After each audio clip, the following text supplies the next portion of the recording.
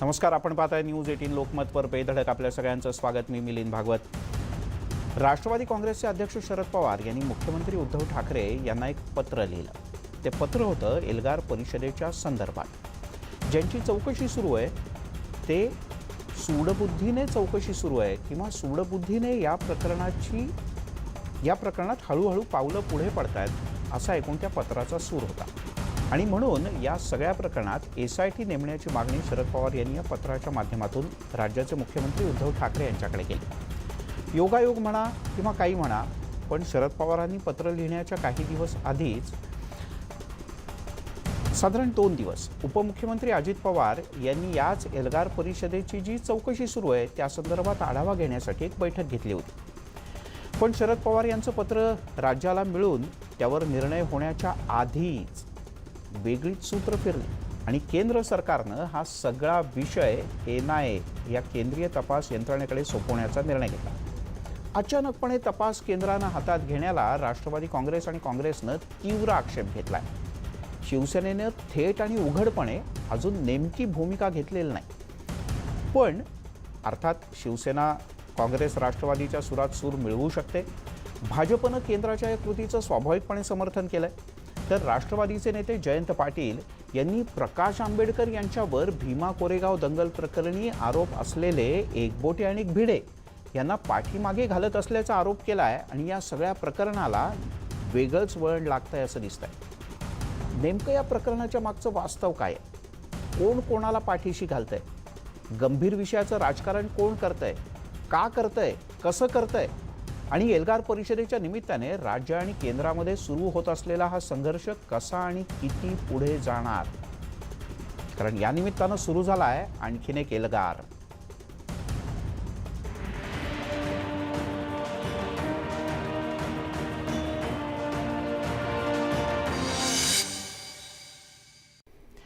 आणि याच संदर्भात बोलण्यासाठी आपल्यासोबत आहेत माजी पोलीस महासंचालक सुधाकर सुराडकर सर.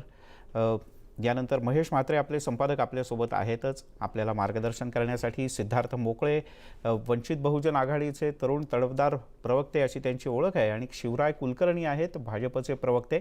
आपल्या सगळ्यांचं स्वागत. खरं तर या संदर्भातला एक वेगळा रिपोर्ट न्यूज 18 लोकमत तयार करत आहे आणि तो पुढच्या काही क्षणात आपल्यासमोर येईलच. पण अगदी पहिली प्रतिक्रिया महेश सर, ज्या पद्धतीने याचा क्रम आहे की सरकार येतं, मग त्याआधी शरद पवार यांची एक पत्रकार परिषद होते, ती पत्रकार परिषद याच विषयाला धरून संपूर्णपणे होते. आता शरद पवार पत्र लिहितात, त्याच्या 2 दिवस आधी उपमुख्यमंत्री आढावा घेतात आणि अचानक पत्र लिहिल्यानंतर केंद्र सरकार यात मध्ये येतं, जे आत्तापर्यंत कुठे त्या अर्थानं दिसलं नव्हतं. काय आहे हे सगळं?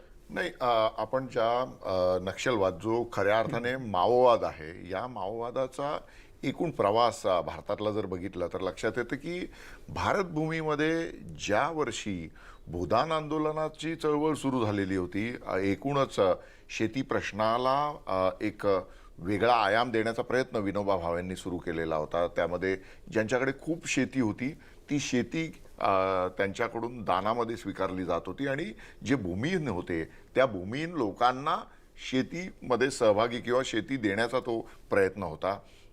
एकीकडे हा 70च्या दशकाच्या शेवटच्या काळामध्ये सुरू झालेला प्रयोग आणि त्याच वेळेस नक्षलबारी हे जे गाव आहे पश्चिम बंगालमध्ये, त्यामध्ये शेतकऱ्यांच्या प्रश्नांच्या निमित्ताने जमीनदारांच्या विरुद्ध झालेला उठाव, तिथून जी चळवळ सुरू झाली या 2 चळवळींचा मी मुद्दाम आरंभी उल्लेख करू इच्छितो की या दोन्ही चळवळी भूमिहीनांना किंवा शेतमजुरांना एकूण न्याय प्रक्रियेमध्ये आणण्याचा किंवा त्यांना सन्मानाने जीवन जगायला मदत करण्याचा प्रयत्न करणाऱ्या होत्या.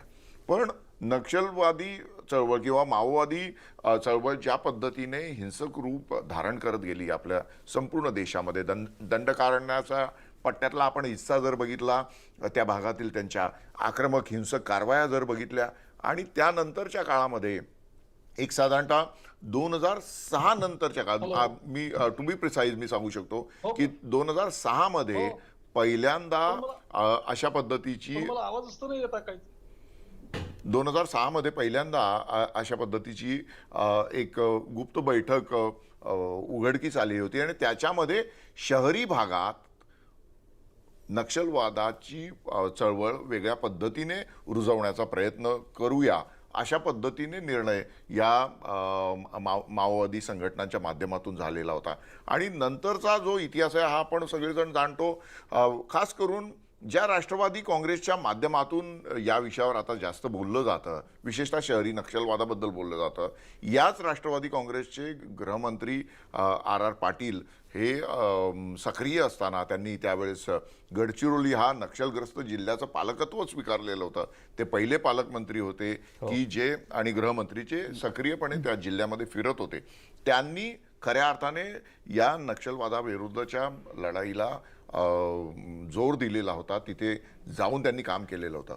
पण शहरी नक्षलवादाची जी खरी ओळख आहे महाराष्ट्राला ही त्यांच्याच काळात झालेली आहे.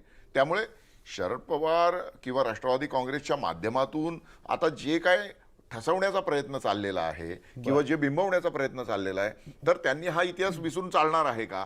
त्यामुळे आता आपण सगळ्यांनी भीमा कोरेगाव प्रकरणाचं 2 वर्षापूर्वीचं वास्तव पाहिलेलं आहे आणि 2 वर्षानंतरचं, म्हणजे सरकार बदललं आणि भूमिका बदलली असं जर असणार असेल तर सर्वसामान्य माणसाने ज्याच्या सुरक्षेची हमी शासन नावाची व्यवस्था घेत असते त्याने कोणाकडे बघायचं?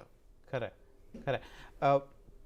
आता आपण आणखीन थोडंसं या विषयाच्या आत जाऊया, कारण खूप नेमकेपणानं पार्श्वभूमी महेश सरांनी आपल्याला सांगितली आणि ती सांगणं अशा करताही आवश्यक होतं की आपल्यातल्या काही जणांना याची पार्श्वभूमी नीटशी माहीत नाही. आपण आज काय घडलंय त्याच्यावर आधारित पटकन विचार करतो आणि पटकन आपलं मत किंवा मन बनवत असतो. पण याच्यात मला भाजपचे जे प्रवक्ते आहेत त्यांना विचारायचं आहे, शिवराजी, शरद पवार यांनी पत्र लिहिल्यानंतर मग अचानक केंद्र सरकार याच्यामध्ये कसं काय आलं? काय झालं अचानक असं भाजपला वाटायला लागलं की याच्यात केंद्राने आता हस्तक्षेप करायला पाहिजे? हा प्रश्न पडणं स्वाभाविक आहे.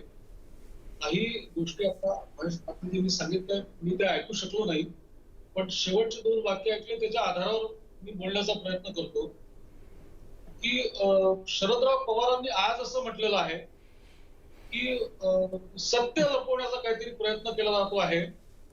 त्यानंतर कवींना अटक केली, साहित्यिकांना अटक केली, बुद्धिजीवी लोकांना अटक केली, या तऱ्हेचा आरोप त्यांनी अजून एक केलेला आहे.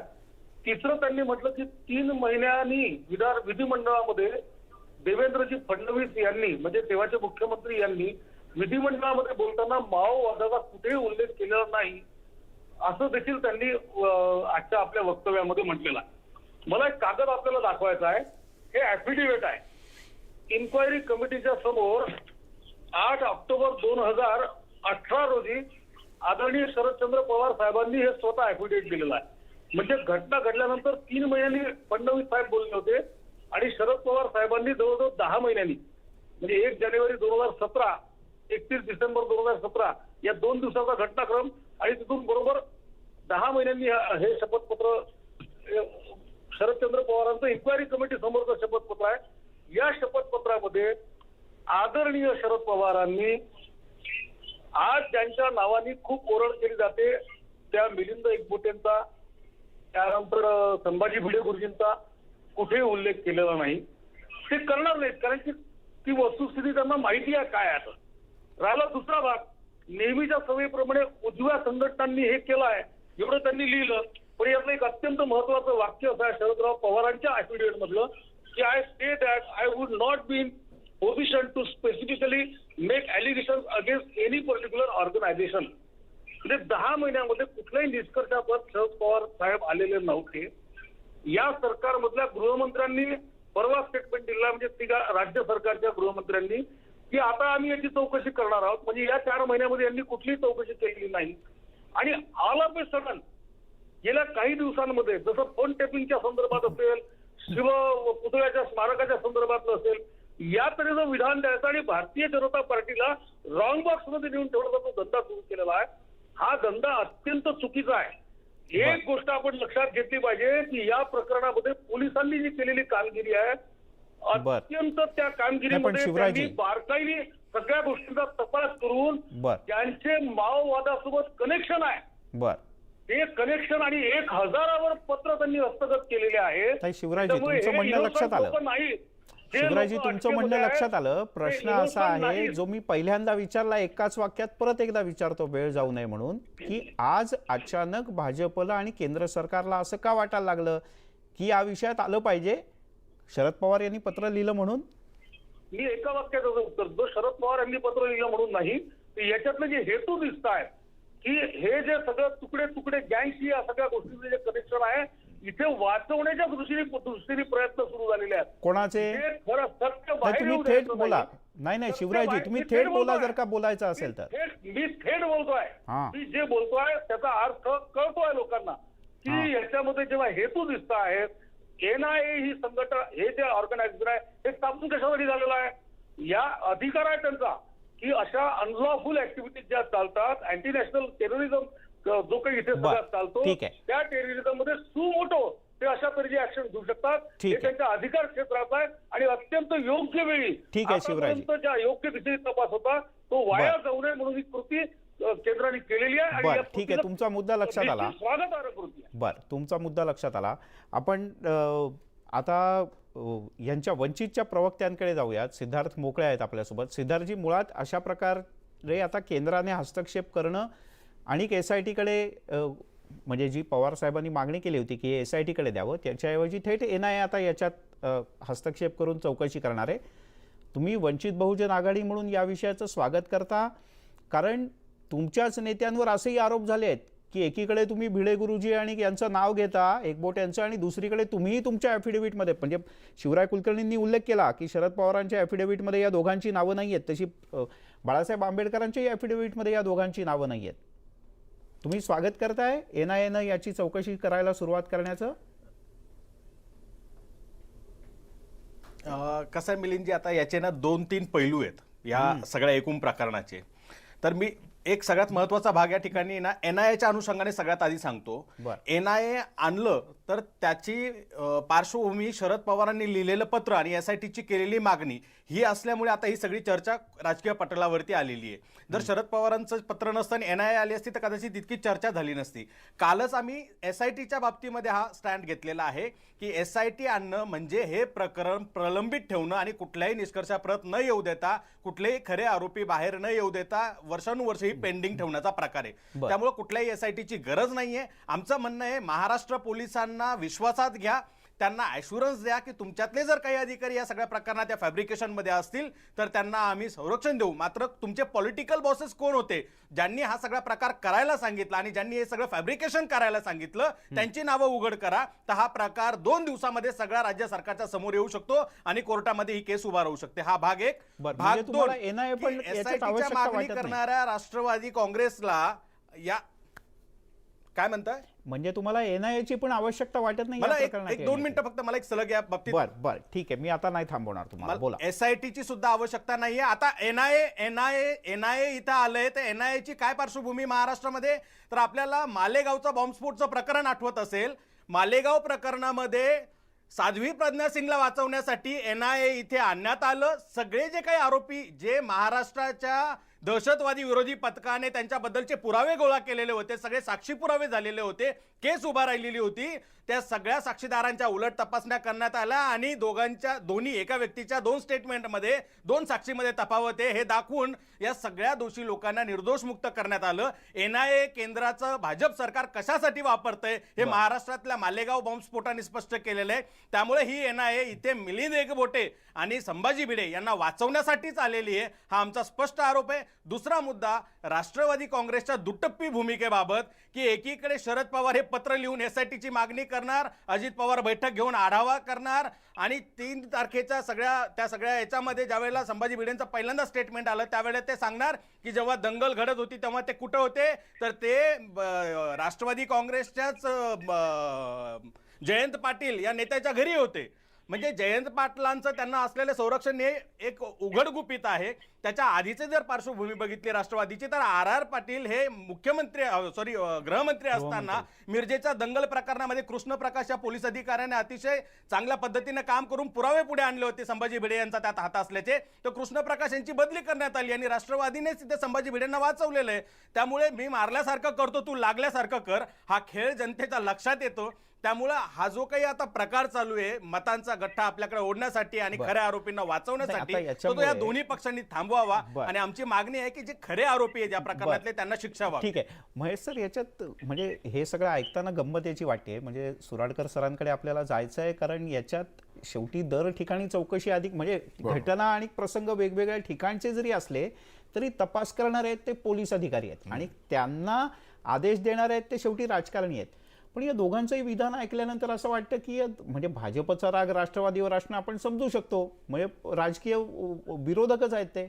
पण आता वंचितचे नेते पण म्हणतात की याच्या पाठीमागे राष्ट्रवादी, म्हणजे आहे काय प्रकरण नेमकं? नाही, आपण सगळ्यांनी पाहिलेलं आहे की आपल्याकडे पोलीस तपास जो होतो कुठल्याही महत्त्वाच्या राजकीय घटनांशी संबंधित विषय असले किंवा ज्यांचा थेट मतांच्या राजकारणाशी संबंध असतो, अशा घटनांचा तपास किंवा त्या संदर्भात जी कारवाई होते यामध्ये राजकारण निश्चितच असतं. राजकारण कशा पद्धतीने असतं तर आपल्याकडे पोलीस खात्यातल्या ज्या सर्व महत्त्वाच्या पदांची नियुक्ती होते, पदांवरील नियुक्ती होते, या नियुक्तीमध्ये राजकीय हस्तक्षेप किंवा राजकीय उद्देश असतोच आणि असतो.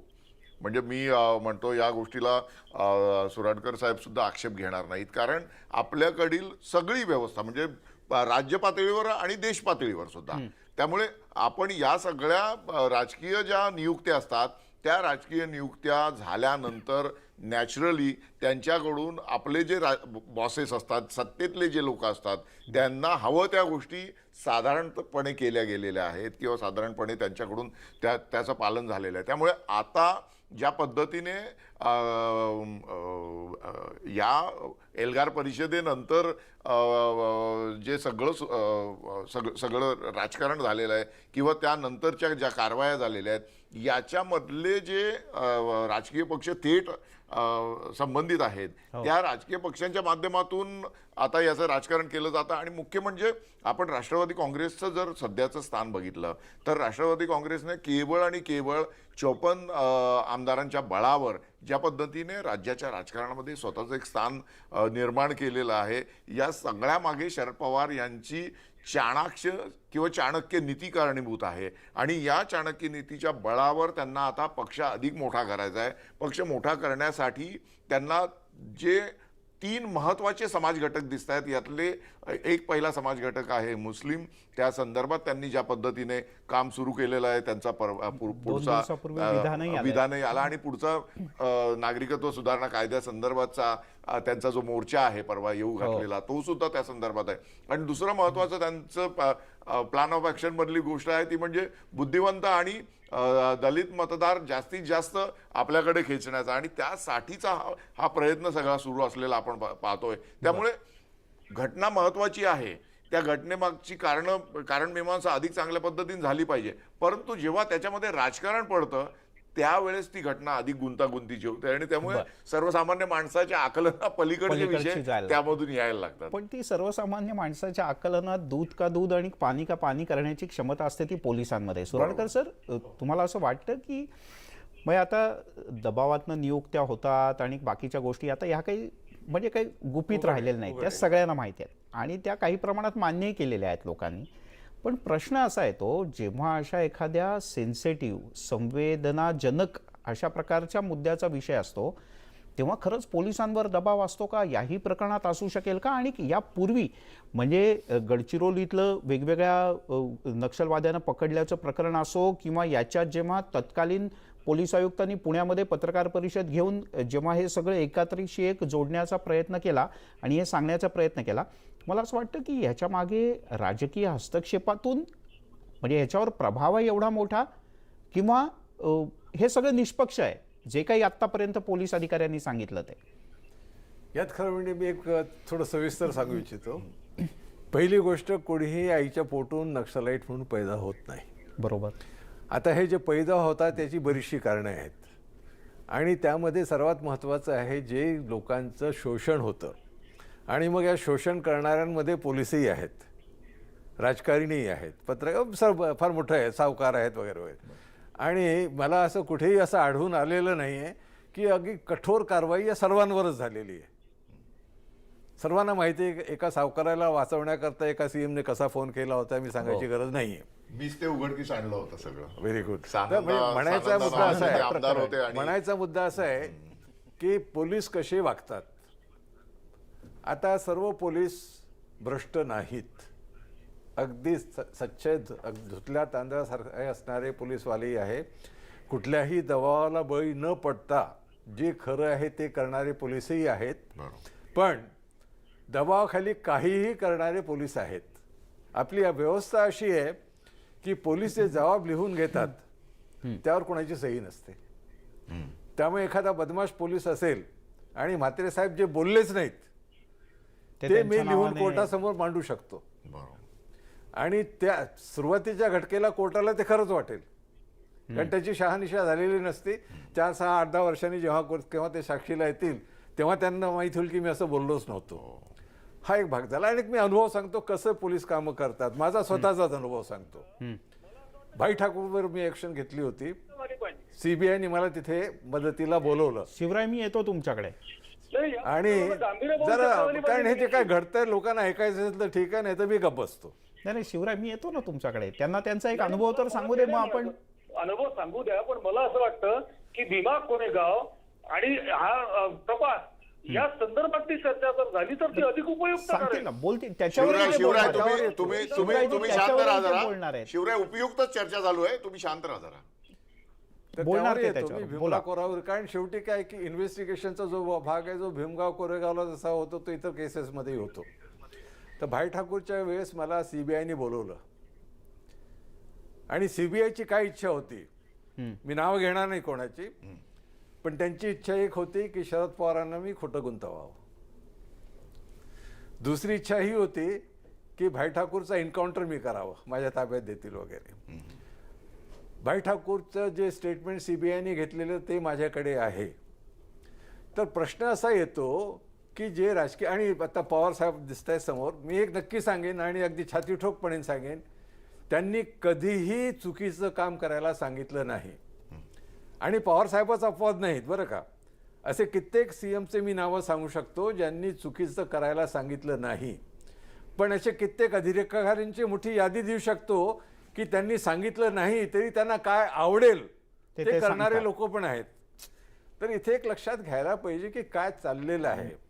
भीमा कोरेगावला जे झालं आणि आधी काय झालं. आता भीमगाव कोरेगावकडे मी स्पष्टपणे म्हणू इच्छितो की दलितांवर तिथे नक्कीच अन्याय झालेला आहे.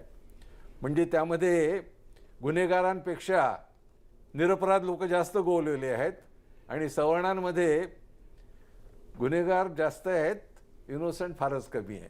आणि हे कित्येक हे दुर्दैवानी माणसांच्या आपली जी मानसिकता आहे ते हे भीमा कोरेगावचं जसं म्हणायचं झालं तर मला काही गोष्टी दलितांच्याही आवडत नाही. कारण काही ठिकाणी एक ठिकाणीचं नाशिकलाच काही दलित पुढारी रिक्षा आपल्या मोटरसायकलीवर फेऱ्या लावल्या आणि म्हणालेत काय म्हणालेत, एक मराठा झाट मराठा. अरे म्हणायची काही गरज आहे का. नाही मुद्दा असा आहे की जबाबदारी सर्वांचीच आहे.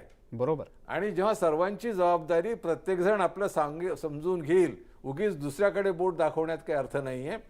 पोलिसांची परिस्थिती आज अत्यंत वाईट आहे, त्यांची व्यवस्था चांगली नाही आहे. आणि इतकंच नव्हे तर त्यांच्यावर दबाव राजकारण्यांचा तर येतोच येतो, राजकारण्यांच्या उंजळीनी पाणी प्या म्हणून वरिष्ठांचाही येतो.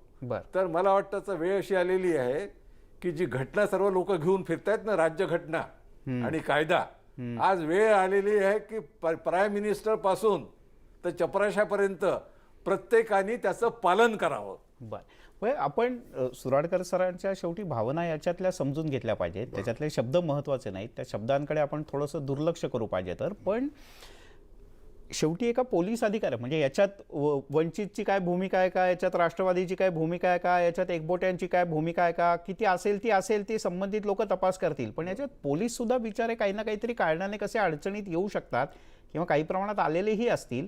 ते दुःख शेवटी सुराडकर सरांना या निमित्तानं सांगायचं आहे. एक छोटासा ब्रेक घेऊयात आणि ब्रेकच्या नंतर यातून पडद्यामागे काय सुरू आहे, फक्त एक दुसऱ्यांकडे बोटं दाखवून आपल्याला एल्गार करायचा आहे का याच्यातली वस्तुस्थिती शोधून काढून जे दोषी आहेत त्यांच्यावर कारवाई करून आपल्याला पुढे जायचं आहे. याच्यातलं राजकारण बाजूला ठेवून जे दुःखी आहेत त्यांच्या पाठीवर फुंकर घालतानाच जे दोषी आहेत त्यांना शिक्षा होणार की नाही. एका छोट्याशा ब्रेकनंतर पाहत राहा बेधडक.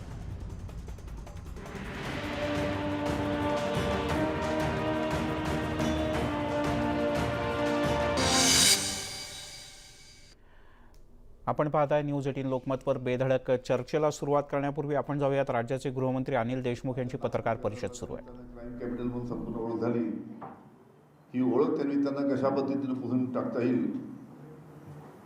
या पद्धतीनं या गृहमंत्री म्हणून मी माझी जबाबदारी त्यांनी त्यांना चांगल्या पद्धतीने पार पडली. 100% त्या पद्धतीनं आपल्याला आपल्या नागपूर शहराचा सुद्धा क्राईमचा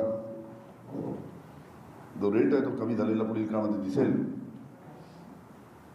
मधल्या काळामध्ये नॅशनल क्राईम रेकॉर्ड ब्युरो यांचा जो अहवाल प्रसिद्ध झाला त्या अहवालामध्ये ऑल इंडियामध्ये संपूर्ण भारतातले 19 शहरांच्या बाबतीत त्यांनी त्यामध्ये उल्लेख केला की 19 शहर. गृहमंत्रीपदाचा कार्यभार स्वीकारल्यानंतर अनिल देशमुख पहिल्यांदाच नागपुरात गेलेत आणि स्वाभाविकपणे नागपूरपासून त्यांची पत्रकार परिषद सुरू झाली. पण आपलं या पत्रकार परिषदेवर बारकाईने लक्ष असेल कारण या सगळ्या एल्गार परिषद, NIA आणि SIT केंद्राचा हस्तक्षेप हा विषय या पत्रकार परिषदेत निश्चितपणे येणार. ब्रेकवर जाण्यापूर्वी महेश सरांनी काही महत्त्वाचे मुद्दे मांडले होते आणि सुराडकर सरांनी तर दुःखही बोलून दाखवलं होतं पोलिसांचं काय आहे ते आणि वास्तवसुद्धा बोलून दाखवलं होतं त्यांनी. सिद्धार्थ मोकळे आहेत आपल्यासोबत. सिद्धार्थजी, तुमचं एकीकडे असं म्हणणं आहे की मी तुमच्याचकडे येतोय. एकीकडे तुमचं असं म्हणणं आहे की राष्ट्रवादीची भूमिका दुटप्पी आहे. पण जर का राष्ट्रवादीची भूमिका दुटप्पी आहे तर SIT चौकशी करतंय तर तुम्हाला हरकत का असावी? कारण दुसरीकडे तुम्ही म्हणताय की याच्यात जी बुद्धिवंतांना अटक झाली आहे, त्यांच्यावर जी कारवाई होते किंवा त्यांच्यावर जे दोषारोप लावले जात आहेत तेही चुकीचे आहेत असं सुद्धा प्रकाश आंबेडकरांचं म्हणणं आहे. मग SIT का नको तुम्हाला?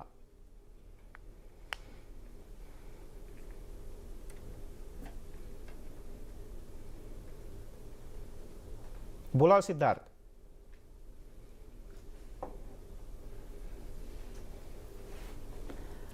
सिद्धार्थ, माझा आवाज पोहोचतोय? तुमच्या प्रश्नाचं उत्तर देण्यापूर्वी मी या ठिकाणी माजी पोलीस महासंचालक सुधाकर सुडरकर सर जे आहेत तर त्यांचा सभ्य शब्दामध्ये मी निषेध नोंदवतो. त्यांनी नाशिकमध्ये झालेल्या दंगली सांगितल्या नाही, दलित वस्त्यांवर झालेले खुनी हल्ले सांगितले नाही आणि कोणीतरी एखादा काय बोलला ते वाक्य या ठिकाणी जाणीवपूर्वक का सांगितलं हा मला प्रश्न पडलेला आहे. त्यांचा निषेध नोंदवतो. तुमच्या प्रश्नाचं उत्तर असं आहे की SITचं एक उदाहरण तुम्हाला सांगतो. जसं मी NIAचं एक उदाहरण सांगितलं तुम्हाला मालेगाव तपासाचं की त्यातून कसे निर्दोष बाहेर काढले गेले. SITचं तेलगी प्रकरण SITकडे देण्यात आलं होतं आणि ते किती वर्ष चाललंय हे आपण बघितलं. शेवटी तेलगी सुरडकर सर नंतर काय आपण ते बोलूया, हा विषय नाही आता. मग मी तुमचा निषेध नोंदवतो. हे अतिशय चुकीचं आहे. तुम्ही मुद्दा मांडा. तर आता तेलगी सारख्या प्रकरणाला किती वर्ष या ठिकाणी झुलवत ठेवलं होतं SITने, तो महत्वाचा मुद्दा आहे. SIT इथं जर आणायची असेल तर आमची मागणी आहे SIT आणा, पण ती टाइम बाउंड SIT आणा. एक काल मर्यादा त्या SITला ठरवून द्या की इतक्या मर्यादेमध्ये तुम्ही तपास केला पाहिजे, पुरावे आणले पाहिजे, तर त्या SITला महत्व आहे, अन्यथा नाही. एक जो मुद्दा तुमचा होता मिलिंदजी की प्रकाश आंबेडकरांनी त्यांचं मिलिंद एकबोटेचं आणि भिडेंचं नाव घेतलं नाही. तर एक लक्षात घ्या, घटना घडल्यानंतर सगळ्यात आधी मीडिया समोर पुरावे घेऊन आलेले बाळासाहेब आंबेडकर हे एकमेव नेते आहेत आणि या दोघांचंही उघडपणे जाहीर नाव बाळासाहेबांनी घेतलं. शरद पवारांनी काही हिंदुत्ववादी संघटनांनी केल्याचं मला गावकऱ्यांकडनं कळलं असं मोघम वक्तव्य केलं होतं. बाळासाहेबांनी ठामपणे या दोघांची नावं घेतली होती. आता चौकशी आयोगासमोर बाळासाहेब काय बोललेत तर चौकशी आयोगासमोर बाळासाहेब म्हणालेत की या सगळ्या प्रकरणामध्ये राज्य सरकारचा हात आहे, त्यामुळे मुख्यमंत्र्याला या ठिकाणी येऊन साक्ष नोंदवायला सांगावी. कारण मुख्यमंत्री 40 किलोमीटर घटना जिथे घडते तिथून 40 किलोमीटर अंतरावर होते आणि त्यांना माहिती नव्हतं. सकाळी 8-8:30ला सुरू झालेली दंगल दुपारपर्यंत मुख्यमंत्र्याचा त्याच्यावर काही स्टँड नाही. मुख्यमंत्री तिकडे दुसरे कार्यक्रम करतात 40 किलोमीटरवरती. सगळ्यात महत्त्वाचा तिथल्या ग्रामपंचायतीचे ठराव होते, तिथल्या महसूल विभागाच्या वेगवेगळ्या माध्यमातून आलेला इंटेलिजन्सचा डेटा होता. तो SP कडे होता, तो इथल्या क्राईम ब्रांचकडे होता. त्या डेटावरती काय काम केलं यांनी? इंटेलिजन्स आलेला असतानाही जाणीवपूर्वक तिथं कमी फौजफाटा ठेवण्यात आला आणि जे हल्लेखोर आहेत त्यांना मोकळं रान देण्यात आलं. जी आलेली जनता आहे त्यांच्यावर लाठीचार्ज करण्यात आला. हे सगळं जाणीवपूर्वक सरकार पुरस्कृत होतं. त्यामुळे मुख्यमंत्र्याचा जबाब नोंदवावा की घटनाक्रम काय झाला, तुम्हाला माहिती कधी मिळाली आणि तुम्ही काय ऍक्शन घेतली, ही सगळ्यात महत्वाची. त्यामुळे जो मूळ या सगळ्या गोष्टीच्या मुळाशी बाळासाहेब गेलेले आहेत. त्यामुळे हे जे प्यादे आहेत ना, मिलिंद एकबोटे असेल किंवा संभाजी भिडे असतील, या प्याद्यांचा उल्लेख नंतर करण्याची आवश्यकता नव्हती. मुळावर घाव बाळासाहेबांनी घातलेला आहे. त्या ठिकाणी ही भूमिका आपण या ठिकाणी तुमच्या स्पष्ट दृष्टीने सांगू त्या इच्छितो की दोघांना आम्हाला महत्त्व कुठल्याही देण्या प्रकारे एवढेही ते कुठल्या मोठे पक्षाला नाहीत असं विरोध नाही एकीकडे करायचा. तुम्हाला आमची सुचवायचं मागणी ही सिद्धार्थ. आहे की त्याचं राजकारण करू नका. तिथे आलेल्या लोकांवरती खुनी हल्ले झाले, त्यांचे डोके फोडण्यात आले आणि एक जातीय वातावरण इथं पसरवण्यात आलं. आता पुन्हा त्या जातीय वातावरणाचा फायदा घेऊन तुम्ही जर का मतांचं ध्रुवीकरण करू पाहत असाल आणि गुन्हेगारांना वाचवू पाहत असाल तर ते चालणार नाही. बाकीचा सगळा तुमचा मुद्दा माझ्या लक्षात आला, पण शेवटची 2 वाक्य सुद्धा आधीच्या सगळ्या मुद्द्यांनी एवढीच महत्वाची आहेत. याच्याकडे मात्र दुर्लक्ष करून चालणार नाही. शिवराय कुलकर्णी, थेट आरोप आहे वंचितचा असा की याच्या पाठीमागे मुख्यमंत्री आहेत, मुख्यमंत्र्यांना हे सगळं माहिती होतं, मुख्यमंत्र्यांनी हे सगळं लाईटली घेतलं आणि म्हणजे भिडे आणि एकबोटे हे तर छोटी प्यादी आहेत. काय म्हणणं आहे तुमचं? वाटतं की बऱ्यापैकी या सगळ्या प्रकरणाला तपास झालेला आहे, बऱ्याचशा गोष्टी हाती आलेल्या आहेत आणि संपूर्ण प्रकरण काय आहे, जवळजवळ प्रकरण हाती आल्यागत किंवा सोडवण्याच्या मार्गावर असलेल्या स्थितीमध्ये निश्चितपणे आपण आलेलो आहे. मला 2-3 गोष्टी महेशजी जाणीवपूर्वक शेअर करायच्या. भीमा कोरेगावचा जो विजयस्तंभ आहे, या विजयस्तंभावर जवळजवळ 50 वर्षापासून डॉक्टर बाबासाहेब आंबेडकरांवर निस्सीम प्रेम करणारी, चाहणारी जी जनता आहे, ती सगळी जनता दरवर्षी तिथे जाते. यावर्षी पहिल्यांदा गेलेली नव्हती, म्हणजे 2017 साली काही पहिल्यांदा गेलेली नव्हती. या 50 वर्षामध्ये आमच्या ज्यांना आपण आंबेडकरी जनता म्हणू, त्या आंबेडकरी जनतेने कधीही कोणावर हल्ला केला नाही, कधीही विद्वेषाची भाषा वापरली नाही. तिथे जाऊन त्यांनी कृतज्ञतापूर्वक बाबासाहेबांचं स्मरण केलं, विजयस्तंभाचं स्मरण केलं. 2017 मध्ये दंगे का झाले, हे दंगे करणारे कोण होते, त्या दंगेच्या क्लिप जर आपण बारकाईने बघितलं तर आपल्या लक्षात येईल की भगवा झेंडा घेऊन गर्दीतून पळत येणारा, म्हणजे विरोधी गर्दीतून पळत येणाऱ्याला भगवे झेंडेवालेच मारून झाले, निळ्या झेंडेवाल्याला निळे झेंडेवालेच मारून झाले. या सगळ्या प्रकरणामध्ये असं आहे की भीमा कोरेगावचं प्रकरण तिथे जाऊन त्याला मानवंदना देणे हा विषय भिन्न आहे. हा 50 वर्षापासून सुरू आहे, तो शांततापूर्ण आहे. तिथे गेलेला जो आंबेडकरी समाज आहे, त्या आंबेडकरी समाजाच्या मनामध्ये दंग्याची भावना देखील नाही. पण दंगा निर्माण होऊन या महाराष्ट्रातल्या दलित समाजाच्या मनामध्ये जो काही असंतोष असतो, त्या असंतोषाचा फायदा घेऊन स्वतःची चळवळ फोफावू पाहणारी मंडळी जी सक्रिय झालेली होती, ती सक्रिय झालेली मंडळी उघडकीस आलेली आहे. त्यांनी दंगे घडवण्याचा असं आहे की काही कमी दलितांना अटक झाली असेल, काही सवर्णांना जास्त कमी जास्त मगाशी सुराळकर साहेब बोलले त्याप्रमाणे त्याच्यामध्ये भरपाई करता येईल, त्याच्यामध्ये भागे घेता येईल, सामंजस्याची भावना निर्माण करता येईल. पण सगळ्यात महत्वाचं आहे की अर्बन नक्षलवाद जो आहे, अर्बन माओवाद जो आहे, या अर्बन माओवादाला भाजपने भिडे आणि एकबोटेंना यांना पाठिंबा देऊन या दंगलीसाठी पाठबळ दिलं की नाही, पोलिसांनी सहकार्य केलं की नाही, त्या ठिकाणी हे दोघे जण सूत्रधार असल्याची माहिती तुमच्याकडे होती पोलिसांकडे, तरी ती माहिती धरून ठेवण्यात आली, पोलिसांकडून त्यांना सपोर्ट करण्यात आला, त्या ठिकाणी जाणीवपूर्वक वाद पेटवण्यात आला. तुमच्याकडनं पोलीस प्रोटेक्शन त्या ठिकाणी देण्यात आलं नाही. 200 वर्ष होतं, तुम्ही म्हणता 50 वर्षापासून येता, तो 200 वर्ष होतं हे माहित असताना लाखो लोक त्या ठिकाणी, नेहमीपेक्षा जास्त लोक येणार हे माहिती असताना किती फौजफाटा होता त्या ठिकाणी. त्या खोट्या FIR मध्ये न्यायालयाला सुद्धा तुम्ही आज या ठिकाणी चुकीच्या पद्धतीची माहिती पुरवतात, चुकीच्या पद्धतीचे फॅब्रिकेटेड पुरावे तयार करत आहात. काय संबंध एल्गार परिषदेचा आणि भीमा कोरेगावच्या घटनेचा? ती एल्गार परिषदेची एक टॅगलाईन होती, भाजपच्या काही मुख्यमंत्री व्हायला निघाले. या नवपेशवाई काढण्यासाठी एल्गार परिषद, नवपेशवाई गाडायला निघालेले लोक तुम्हाला, बहुजनांची जी वज्रमूठ या नवपेशवाईला काढण्यासाठी तिथे एकवटली होती, हे तुमच्या जिव्हारी लागलेलं आहे. हे पेशवाईचं अर्धा मिनिट थांबवतो फक्त. उभं होतात ते पेशवाई वाचवण्यासाठी तुमचे सगळे हल्ले होते. पेशवाईला थेट भिडण्याची सिद्धार्थ, तुम्ही दोघांनी जर अशा पद्धतीने सिद्धार्थ आणि शिवराय आपण जर बोलत राहिला तर हा विषय आपल्याला पुढे नेता येणार नाही. मुळामध्ये तुमची बाजू घेता. काम चालू तुम्ही आहे. संविधानाची तुमच्या पायमल्ली दोघांची तुम्ही विचारसरणी करा. आम्हाला मान्य आहे. तुम्ही वेगळ्या विचारांनी या विषयाकडे बघता. नाही सिद्धार्थ, मला आता मात्र तुम्हाला दोघांनाही थांबवावं लागेल. शिवरायजी, मला ब्रेक घ्यायला लागेल. असं आहे की तुम्ही दोघं जर का बोलत राहिलात तर बाकीच्यांचे विचार तुम्हाला समजून घेण्यात काही रस आहे का नाही? आपल्याला सगळ्यांचे विचार समजून घ्यायचे ना. त्यामुळे तुमचा मुद्दा लक्षात आला, शिवरायजी तुमचाही मुद्दा लक्षात आला आणि सिद्धार्थ तुमचाही मुद्दा लक्षात आला. पण आपल्यासोबत आणखीनही काही मान्यवर आहेत. आपल्यासोबत राजू वाघमारे सुद्धा पुढच्या काही क्षणांमध्ये या चर्चेत सहभागी होत आहेत. तर ठीक आहे, तुमचे मुद्दे कळले. एक आपण छोटासा ब्रेक घेऊयात. ब्रेक नंतर तुमच्या मुद्द्यांसह अन्य काही महत्त्वाच्या मुद्द्यांवर चर्चा सुरू राहील. सिद्धार्थ, एक छोटासा ब्रेक घेऊयात. पाहत राहा बेधडक.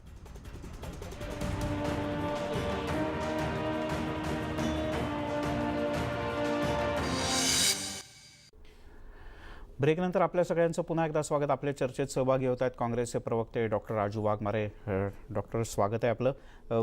ब्रेकवर जाण्यापूर्वी सुराडकर सरांना काही मुद्दा मांडायचा होता. आपण थेट त्यांच्यापासून सुरुवात करूयात. सर, नाही, मला काही गोष्ट फार स्पष्ट करायची आहे की काही मोजक्या लोकांच्या चुकीमुळे जो समाजाला त्रास होतो हे समजून घ्यायला पाहिजे. बरोबर. त्याचा परिणाम असा झाला की नाशिक जिल्ह्यातील खेडेपाड्यात कित्येक लोकांच्या, दलितांच्या झोपड्या जाळल्या, धान्यांची नासधूस केली. पुरुषांना तर मारहाण केलीच केली, पण बायका आणि म्हाताऱ्यांना, मुलांना देखील सोडलं नाही. तर हे जो त्याचे जे परिणाम वाईट परिणाम जे होतात हे लक्षात घेऊन काही गोष्टी सुधारायला पाहिजे, एवढंच माझं म्हणणं होतं. तर मला जो आहे तो समाजावर कसा अन्याय कमीत कमी होईल आणि याकरता सर्वांनी कसं वागायला पाहिजे, माझा सांगण्याचा उद्देश तो होता. आणि हे प्रत्यक्ष घडलेलं आहे. आणि दुर्दैवाने ज्या सब इन्स्पेक्टरनी, ज्या पोलिसांनी हे अन्याय केले त्यांच्या विरुद्ध बदली पलीकडे काहीही झालं नाही.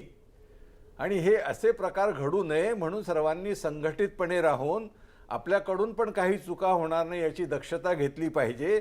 आणि भिडे आणि एकबोटेसारखे चुका करणाऱ्यांना धडा शिकवण्यासाठी पुन्हा एकत्र येऊन कसं सरकार त्याला भाग पाडलं पाहिजे की कारवाई करतील, हा माझा बोलण्याचा मुद्दा होता. कृपा करून माझ्या बोलण्याचा विपर्यास्त चुकीचा अर्थ काढू नका. बर, शिवराय कुलकर्णी, थोडक्यात आता सगळ्यांना मर्यादित वेळ आहे का? एकदम मुद्द्याचं बोला. सुराडकर कोण आहे? भिडे आणि एकबोटेंना आरोपी करणारे सुराडकर कोण आहे? पुरावा आहे, मी स्वतः बघितलेला आहे. पुरावा आहे, मी स्वतः बघितलेला आहे. प्रेस नोटच्या आधारावर एकबोटेंची प्रेस नोट प्रक्षोभक नव्हती हे न्यायालयाने सांगून त्यांना मोकळं सोडलेलं आहे. आणि भिडेंचा फक्त FIR मध्ये उल्लेख आल्यानंतर कुठलाही पुरावा भिडेंच्या संदर्भात मिळालेला नाही. तुम्ही तपास केलाय का त्याचा? बर. तपास केल्यासारखं बोलता तुम्ही तिथून मगाशी बसून. आता कसं भिडे आणि एकबोटेंनी भडकवलं? अरे ज्या नक्षलवाद्यांनी याची योजना केली त्यांच्या विरोधात बोलण्याची हिंमत नाही तुमची. ठीक आहे, शिवराय कुलकर्णी ते बोलतील नंतर, ते बोलतील. परत आपण त्यांच्याकडे जाऊयात. पण राजू वाघमारे आपल्या बरोबर चर्चेत पहिल्यांदाच सहभागी होत आहेत. बरं, आपण त्यांना विचारूयात. ते शिवरायजी, आपण विचारूयात त्यांना. राजू वाघमारे, काय वाटतं तुम्हाला? अचानक याच्यात SIT च्या चौकशीची मागणी होते, अजितदादा बैठक घेतात आणि मग डायरेक्ट NIA ह्याच्यात आता चौकशी करणार असं येतं. त्याच्यात मगाशी चर्चेत तुम्ही नव्हतात म्हणून फक्त उल्लेख करतो. सिद्धार्थनी अशी मागणी केली, सिद्धार्थ मोकळ्याने, की तुम्ही SIT करा, पण त्याला कालमर्यादेत SIT करणार असाल तर SIT करा, नाही तर SITची पण काही गरज नाही. मला तरी वाटतं की कालमर्यादेत SIT झाली पाहिजे आणि याची चौकशी खऱ्या अर्थाने जे गुन्हेगार आहेत त्यांना अटक झाली पाहिजे. कारण ही दंगल, मी त्यावेळी पण सांगितलेलं की ही सरकार पुरस्कृत दंगल होती. आजही मी सांगतोय जबाबदारीने की ही सरकार पुरस्कृत होती. कारण दंगल होण्याच्या आधी 15 दिवस मी तिकडे होतो भीमा कोरेगावमध्ये. मला स्वतःला सभा घ्यायची होती. गावागावामध्ये आम्ही जात होतो. गावकऱ्यांनी स्पष्ट सांगितलेलं की आम्हाला सांगितलेलं आहे की दुकानं बंद ठेवा, आम्हाला सांगितलेलं आहे की कोणाला पाणी मिळालं नाही पाहिजे. डिजिटलवाले होते, ते म्हणत होते तुम्ही जास्त पैसे दिले तरी आम्ही डिजिटल लावणार नाही कारण आम्हाला धंदा करायचा आहे. ह्याच्या पुढे आम्हाला ताकीद दिलेली आहे. आणि हे कोण करतंय तर पुण्यावरून मिलिंद एकबोटे नावाचा ग्रहस्थ, कारण मी त्यावेळी त्याला ओळखत नव्हतो. एकबोटेंचं नाव त्यावेळी मला कळलं की एकबोटे नावाचा ग्रहस्थ इकडे मीटिंग घेतोय. गोविंद महाराजचा समाधीचा बोर्ड, त्या बोर्डावरून ज्यावेळी हा प्रकार झाला त्यावेळी पण हे सगळं करण्यात आलं. आता पुढचा मुद्दा सांगतो की ज्यावेळी दंगल घडली, माझे साधे प्रश्न आहेत की सुवर्ण 200वा दिवस आहे भीमा कोरेगावचा, त्यावेळी 1 लाखापेक्षा जास्त लोक येणार हे सरकारला माहीत होतं. सरकारने तिकडे अजिबात पोलिसांची व्यवस्था केली नव्हती. दंगल चालू झाल्यानंतर 5:05 मी वैतागून शेवटी डीजींना फोन केला. डीजींना माझा फोन घेण्याची फुरसत नव्हती. डीजींनी मला सांगितलं की तुम्ही आयजींशी बोला. आयजींबरोबर मी ज्या भाषेत बोललो त्याच्यानंतर 5:45 वाजता नांगरे पाटलांची तुकडी तिकडे पाठवण्यात आली. 1 मिनिट, शिक्रापूर पोलीस स्टेशनशी पण मी बोलत होतो. आणि हा जो सगळा प्रकार होता मिलिंदजी, प्रत्येकाच्या गच्चीवर दगड साचवून ठेवले होते, वरून दगड फेकत होते, खाली. आता तुम्ही मला सांगा की जे दलित तिथे येत आहेत भीमा कोरेगावला बायका मुलांसकट, ते दंगल करायला येणार आहेत का? सरकारला माहित होतं की नाही? तुम्ही स्वतः हे सगळं SIT पुढे सांगायला हो, तयार आहे? मी तयार आहे, ऍफिडेव्हिट करायला तयार आहे. माझ्या फोनचे रेकॉर्ड आहेत. मी डीजींना फोन केले, डीजींनी माझा फोन घेतला नाही. आयजींनी माझा फोन घेतला नाईलाजानी, त्याच्यानंतर तुकडी पाठवली 5:45 वाजता. पण मग हे SIT मध्येच येईल काय, हे NIAच्या चौकशीत पण माझं येऊ तर शकतं? बघा, पहिली गोष्ट, NIAची चौकशी का केली केंद्र सरकारनी? NIA मालेगाव बॉम्बस्फोटमध्ये NIA कशी वागत होती? NIAने प्रज्ञा सिंगला सोडून दिलं, रोहिणी सालियनला सांगितलं मालेगाव बॉम्बस्फोट खटल्यात तुम्ही घोसलो. त्याच्यामुळे NIA कशा प्रकारे इकडची चौकशी करणार? आणि आता चौकशी करायला बीजेपी एवढा वेळ का झोपली होती का? केंद्र सरकार का NIAला जाग आली नाही? ठीक आहे, आपण थोडक्यात उत्तर देऊया. शिवराजी, फक्त मुद्दा सांगा, मग आपल्याला सिद्धार्थ मोकळेंकडे जायचं आहे. अगदी मुद्दा सांगतो की राजू वाघमारे ऍफिडेव्हिट द्यायला तयार आहे, पण ज्यांचं ऍफिडेव्हिट घेतलं त्या शरद पवारांनी काहीच मांडलं नाही ऍफिडेव्हिट मध्ये. ते आज बोलतात 3 वर्षानंतर. 10 महिन्यांनी त्यांचं ऍफिडेव्हिट घेतलं. मला कोणाचं काय, कोणी कोणाचं ऍफिडेव्हिट आहे मला त्याचं पडलेलं नाही. मी त्या ठिकाणी होतो, पोलिसांची व्यवस्था आम्ही केली. मी तुमच्यामध्ये राजूजी बोललो नाही, माझं ऐकून घ्या पहिले. शोमा सेन, महेश राऊत, त्याच्यानंतर सुरेंद्र कडलिंग, सुधीर ढवळे, सुधा भारद्वाज, वरवरा राव, हे सगळे बुद्धिजीवी आहेत. त्यांना सर्टिफिकेट द्या. अरे त्यांचे पुरावे सापडले आहेत माओवाद्यांच्या संदर्भातल्या संबंधासोबत. कसे काय पुरावे तुम्ही मला सांगा. अहो, पुन्हा ग्रामीण पोलिसांकडे आहे तपास. पुन्हा ग्रामीण पोलिसांचा तपास काढून पुणे शहराला तपास कसा काय दिला फडणवीस साहेबांनी? पुन्हा ग्रामीण तपास करत होतं ना, बोलू नका. पुन्हा ग्रामीण तपास करत होतं का? पुन्हा शहराला तपास दिला आणि पुण्या शहराला तपास दिल्यानंतर सगळी चक्र बदलली. ठीक आहे, राजू त्यांना शिवरायांना त्यांचं म्हणणं पूर्ण करू द्या. शिवराय, पूर्ण करा मुद्दा. आपल्याकडे वेळ मर्यादित आहे, फक्त मुद्दा सांगा. शहरी माओवादाचं अत्यंत ज्वलंत जिवंत उदाहरण भीमा कोरेगावची दंगल आहे. बर, ठीक आहे, मुद्दा लक्षात आला. शिवराय, आपला वेळ संपत आलाय, त्यामुळे बुद्धिजीवी संबोधण्याचं सिद्धार्थ, ही तुकडे तुकडे गँग करते आहे. ठीक आहे सिद्धार्थ, फक्त तुमच्याकडे 30 सेकंद आहेत, फक्त मुद्दा सांगा. वेळ संपली आपली जवळपास.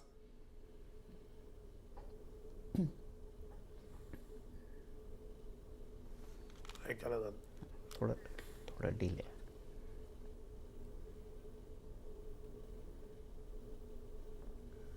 कसं आहे, भाजपला मूलभूत इथल्या विकासाचे, इथल्या लोकांचे प्रश्न काही सोडवता आलेले नाही. ते सोडवण्याची त्यांची नियत नाहीये.